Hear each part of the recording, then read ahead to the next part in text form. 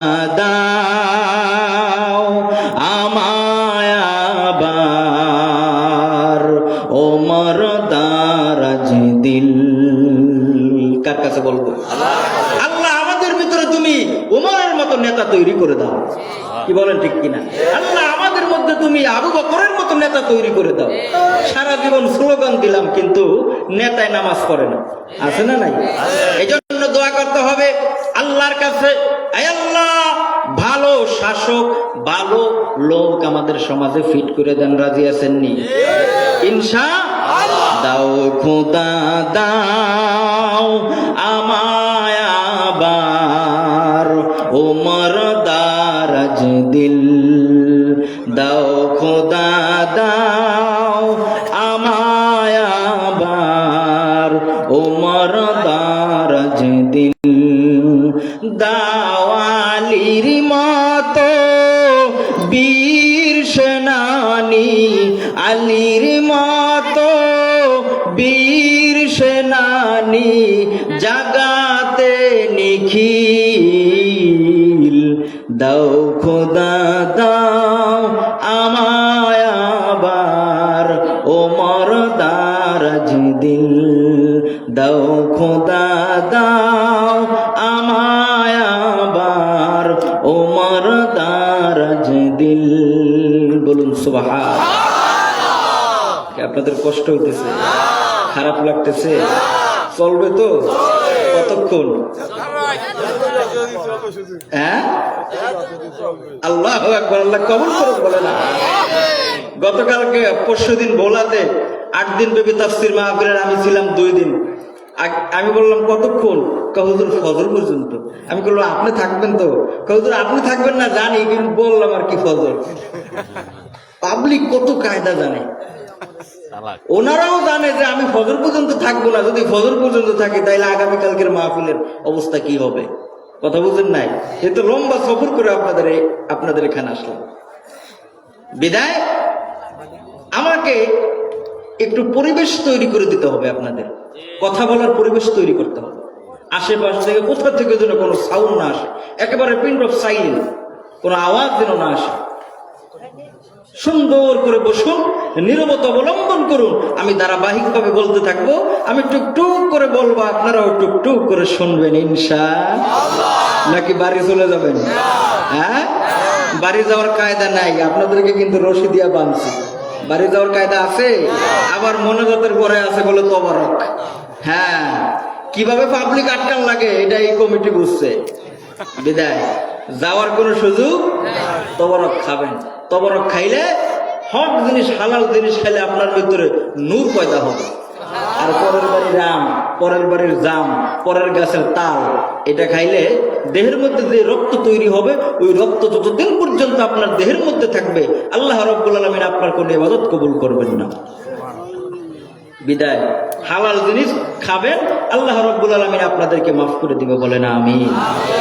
আসুন, আজকের এই মাহফিল আমি বলতেছিলাম কারো কারো জন্য জীবনের শেষ মাহফিল হতে পারে কি পারে না বাবা? পারে। আজকে এই মাহফিলে যারা উপস্থিত হয়েছেন, আমি আপনাদেরকে একটি সুসংবাদ দিয়েই আমি আমার ধারাবাহিক তাফসীরের দিকে চলে যাব ইনশাআল্লাহ। জোরে বলেন ইনশাআল্লাহ। আসুন, আল্লাহ রাব্বুল আলামিন হাসরের মাঠে যখন বিচার করবেন, রহমান রহিম গাফফার সত্তার এই নামের সাইনবোর্ড ফালাই দিবে, ফালাই দিয়া কহারিয়াতের সাইনবোর্ড লাগাইবে। কহারিয়াতের সাইনবোর্ড লাগাইলে আমাদের মতে নরমরে ইমানদারদের অবস্থা খুব খারাপ হবে। নবীরা ইয়া নফসি করবে, অলিদের চক্ষু উল্টিয়ে যাবে, আর আমাদের মতো সাধারণ পাবলিকের হুঁশই থাকবে না।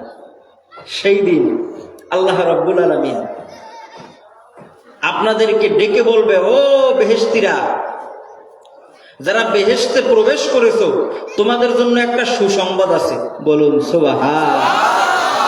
কি সুসংবাদ? শুনতে রাজি? রাজি আছেন তো? আল্লাহ কবুল করুক। বলেন আমিন।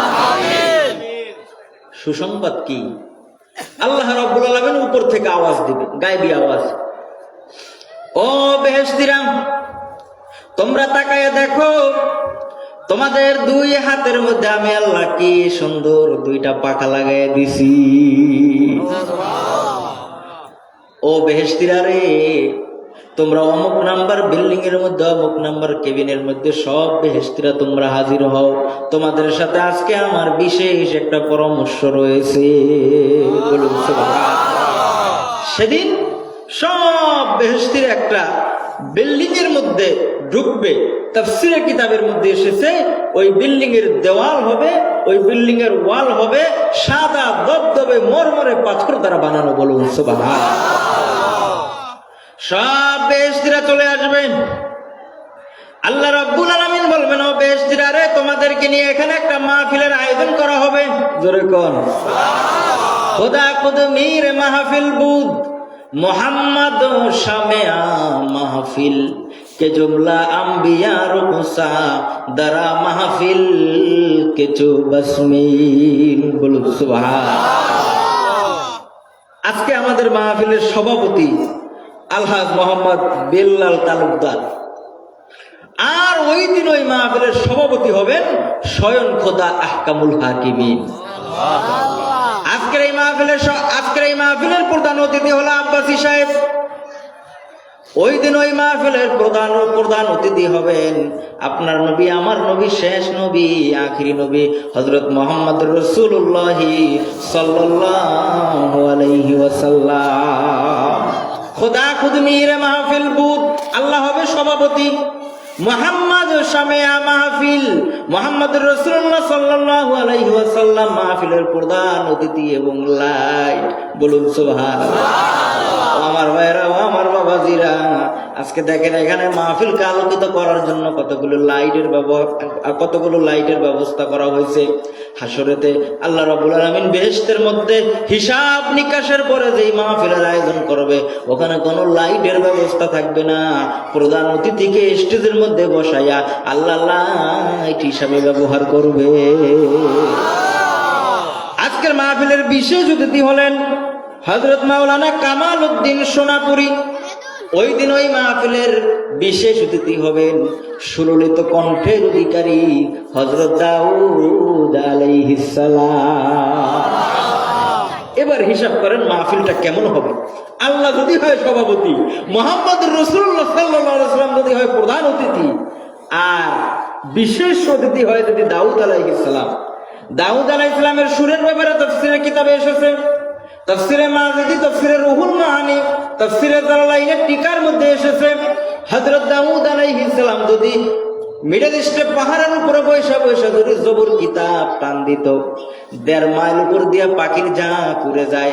হযরত দাউদ যখন জবর কিতাব টান দিত 1.5 মাইল উপরের পাখির ঝাঁক ড্রপ দিয়ে নেমে হযরত দাউদের কণ্ঠের সাথে কণ্ঠ মিলাইয়া তারাও তেলাওয়াত করত। হযরত দাউদ আলাইহিস সালাম নদীর পাশে বসে ধরে জবর কিতাব টান দিত। নদীর পানি কলকল বেগে স্রোত প্রবাহিত হচ্ছে, নদীর পাশে বসে ধরে দাউদ আলাইহিস সালাম জবর কিতাব টান দিত। ভাইজান তাফসীরের কিতাবের মধ্যে লেখে সঙ্গে সঙ্গে নদীর স্রোত থাইমা যাইত। কেমন মাহফিলটা হবে। আল্লাহ হবে সভাপতি, মুহাম্মদ রাসূলুল্লাহ হবে প্রধান অতিথি, বিশেষ অতিথি হবে দাউদ আলাইহিস সালাম। বলুন সুবহানাল্লাহ। এবার মাহফিল শুরু হবে। আল্লাহ রাব্বুল আলামিন গায়বী আওয়াজ দিয়ে বলবেন, ও বেহেশতিরা রে, তোমরা তাকায়া দেখো তোমাদের দুই হাতের মধ্যে আমি আল্লাহ কি সুন্দর পাখা লাগাইয়া দিছি। বলুন সুবহানাল্লাহ। এই কথা বলার সঙ্গে সঙ্গে সব জান্নাতীরা ডানে আর বামে তাকায়া দেখবে আল্লাহ রাব্বুল আলামিন তাদের দুইটা পাখা লাগাইয়া দিয়েছে। আল্লাহ রাব্বুল আলামিন বলবেন, ও বেহেশতিরা রে, তোমাদেরকে যেই পাখা লাগাই আমি দিয়েছি ওই পাখা দিয়ে যদি তোমরা উড়াল দাও একদিনে 1000 বছরের রাস্তা উঠতে পারবা। একদিনে 1000 বছরের রাস্তা। ও আমার ভাইরা, ও আমার বাবাজিরা, একদিনে 1000 বছরের রাস্তা উঠবে। আল্লাহ রাব্বুল আলামিন বলবেন, ও বেহেশতিরা রে, তোমরা উড়াল দাও। এই কথা বলার সঙ্গে সঙ্গে সব বেহেশতিরা পাখা নারায় নারায় উড়াল দিবে আর বলবে গায়ে মোতাকে ফে দায়রে মগা সাকিনে কাবা। গাহে মোতাকে ফে দায়রে মগা সাকিনে কাবা याने के तोरा मी तलबम खाना बखाना याने के तोरा मी तलबम खाना बखाना शनि दागा कलामे नए बाआवाज मानी दर मानी राज बाराज ना आगाए आदल कामो जबारा ना हमरा है आगोन तुफो बयारा दरी मोशाद से गुमदाई मदन दाम सुकुन राहत में कुल हुवल्लाहु आलाम बोलुन सुबहान। আল্লাহ রাব্বুল আলামিন বলবেন বেহেশতীরা তোমরা এবার উড়াল দাও। এই কথা বলার সঙ্গে সঙ্গে সব জান্নাতীরা নিজস্ব পাখা দিয়ে উড়তে থাকবে। সেদিন আপনারাও উড়বেন, জোরে কোন সুবহানাল্লাহ মুখ দিয়ে আসে না? সেদিন আপনারাও উড়াল দিবে। বলেন কেমনে উড়াল দিব? এখানে শর্ত আছে, যারা দুনিয়ার মধ্যে কোরআনের মাহফিলে জিকিরের মজলিসে নীরবতা অবলম্বন করছে, দলে দলে যোগদান করে অংশগ্রহণ করছে, আল্লাহ রাব্বুল আলামিন সেই দিন তাদেরকে বেহেশতের মধ্যে ইসলামী ওই মহা সম্মিলনের মধ্যে তাদেরকে অংশগ্রহণ করাবে। সেদিন উড়বো আমরা সবাই একত্রে উড়বো, বলেন আমিন। সেদিন আমার খুঁজে তালাশ করেন, কি কোন রাজি আছেন তো? ও আমার ভাইয়েরা, ও আমার বাবাজিরা, আল্লাহ রাব্বুল আলামিন বলবেন বেহেশতীরা তোমরা উড়াল দাও। এই কথা বলার সঙ্গে সঙ্গে সব জান্নাতীরা পাখা নারায় নারায় উড়াল দিবে। উড়তে উড়তে উড়তে উড়তে একদিনে 1000 বছরের রাস্তা তারা উঠতে থাকবে। বিকালবেলা আল্লাহ রাব্বুল আলামিন বলবেন, ও যে বেহেশতীরা তোমরা একদিনে 1000 বছরের রাস্তা উঠছো, তোমরা ক্লান্ত শ্রান্ত হয়ে গেছো, ও বেহেশতীরা এবার তোমরা রেস্ট করো। এই কথা বলার সঙ্গে সঙ্গে সব বেহেশতীরা সাদা দবদবে মরমরে পাথর দ্বারা বানানো একটি প্রকাণ্ড বিল্ডিং, ওই বিল্ডিং এর মধ্যে সবাই যেয়ে নামবে। একদিনে 1000 বছরের রাস্তা উইরা ক্লান্ত হয়ে বিল্ডিং এর মধ্যে নামবে।